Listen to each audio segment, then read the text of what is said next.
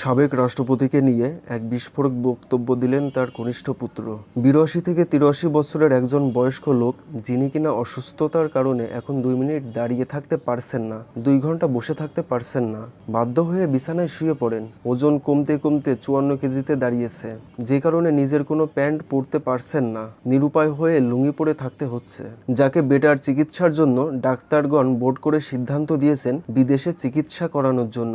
যিনি রাষ্ট্রপতি হিসেবে মেয়াদ শেষ হওয়ার পর প্রকাশ্য বলেছেন যে উনি আর পলিটিক্সের সাথে জড়িত হবেন না, এবং তারপর পলিটিক্সের সাথে কোনোভাবে জড়িত হননি। আবার যেখানে শত শত লোক বাংলাদেশ থেকে চিকিৎসা করাতে নিয়মিত থাইল্যান্ডে যাচ্ছে, সেখানে একজন সাধারণ নাগরিক হিসাবে থাইল্যান্ডে চিকিৎসার জন্য তিনি আসতেই পারেন। অথচ এই ঘটনাকেই এত বিকৃতভাবে উপস্থাপন করা হচ্ছে যা কল্পনাতীত। বানিয়ে মিথ্যা বলতে পারাটাকে শিল্পের মর্যাদায় নিয়ে গেছে কিছু লোক। সকলেই দোয়া করবেন যেন তিনি সুস্থ হয়ে তাড়াতাড়ি দেশে ফিরে আসতে পারেন, ইনশাল্লাহ।